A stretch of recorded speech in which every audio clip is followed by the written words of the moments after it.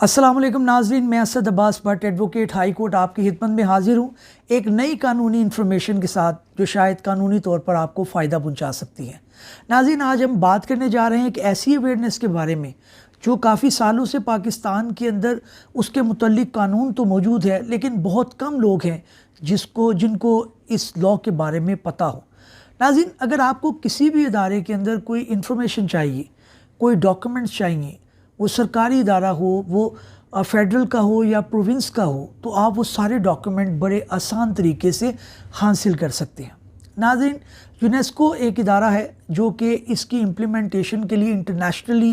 मुतहर्रिक है और उसी ने पाकिस्तान के अंदर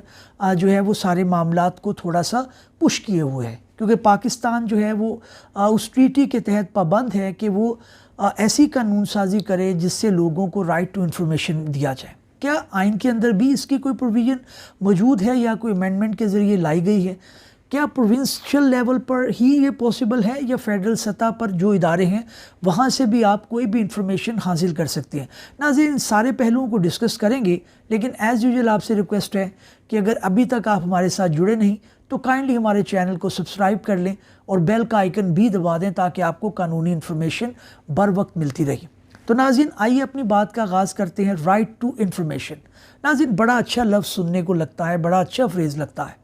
लेकिन ऐसी कोई पुरानी बात नहीं है कि जब इसके मुतल्लिक पाकिस्तान के अंदर कोई ख़ास कानून मौजूद नहीं था। आइन की कुछ प्रोविज़न मौजूद थी, लेकिन फिर भी उसके अंदर जो है वो इनडायरेक्ट आपकी जो है वो लेजिस्लेशन थी, लेकिन डायरेक्ट लेजिस्लेशन या डायरेक्ट कानून साजी, जिसे बराह रास्त कानून साजी कहा जाए, वो मौजूद नहीं थी। नाज़रीन, पाकिस्तान ने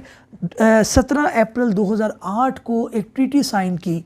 जिसको यूनेस्को जो है वो देख रहा है। यूनेस्को एक अक़वाम मुत्तहिदा का जो है ज़िली इदारा है जो इस मामलात को देख रहा है और जो इसकी इम्प्लीमेंटेशन के लिए मुतहर्रिक है। नाज़रीन, उसी के पेश नज़र जो है वो हमने अपने आर्टिकल 19A के अंदर तरमीम की और हमारे आइन का जो 19A आर्टिकल है, अब उसकी शक्ल कुछ इस तरह से है। अगर आप वो स्क्रीन पर देख भी पा रहे हैं और उसको एक दफ़ा पढ़ लेते हैं कि वो हमें क्या कहता है।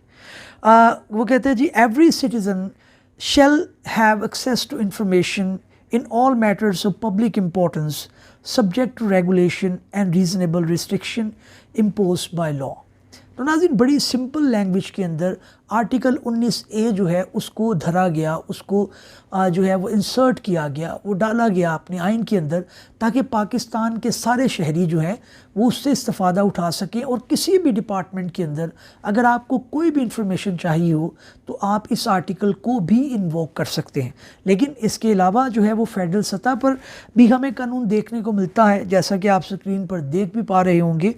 जो है वो right to access to information act 2017, ये फेडरल लेवल पे है। इसी तरह से पंजाब के अंदर Punjab transparency and right to information act 2013 मौजूद है। इसी तरह से Sindh transparency and right to information act 2016 मौजूद है। और इसी तरह से KPK के अंदर भी right to information KPK right to information act 2013 मौजूद है। और इसी तरह से अगर आप बलूचिस्तान की बात करें तो वहाँ पर भी आपको ये लॉ देखने को मिलता है जिसका नाम है the Balochistan right to information act 2021।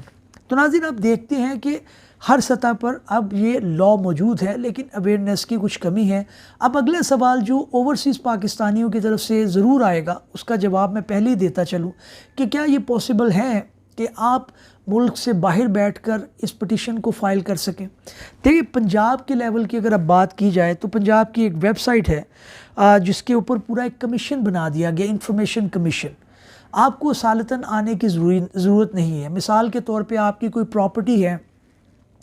और उसका कोई अलॉटमेंट लेटर है या उसके अंदर कोई जो है वो कह लें फ़ाइल है आपके प्लॉट की जो कि नहीं दी जा रही, तो आपका राइट टू इन्फॉर्मेशन है। आप इस कमीशन को, जिसका मैं लिंक भी आपको सेंड कर दूंगा इस अपने डिस्क्रिप्शन के अंदर,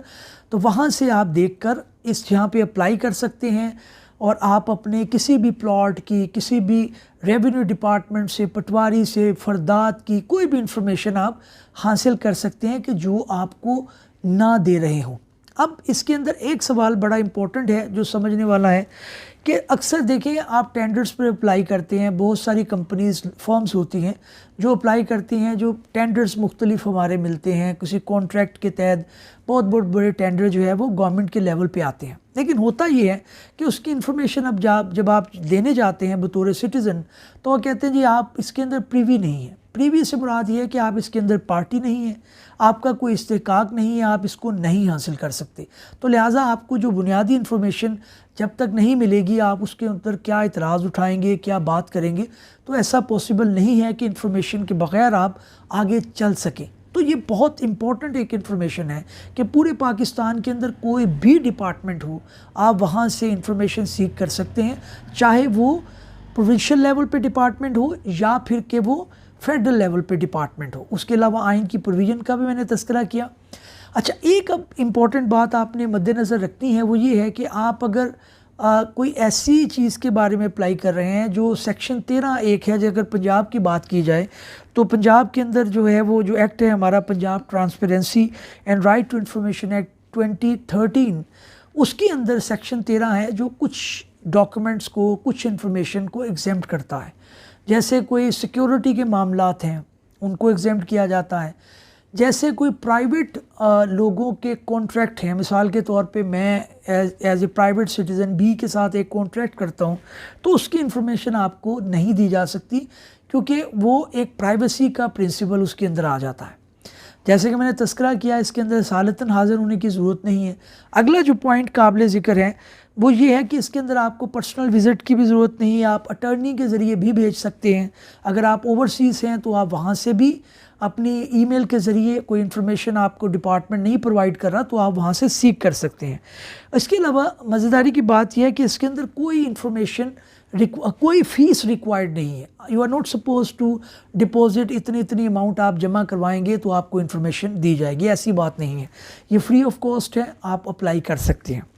اگلی جو بات یہ ہے کہ ٹائم لیمٹ اس لاء کے اندر دی گئی، اگر پنجاب کی آپ بات کریں جس کے اندر 2013 کا ایکٹ موجود ہے، اس کے اندر 14 دن کے اندر جو ہے وہ انفارمیشن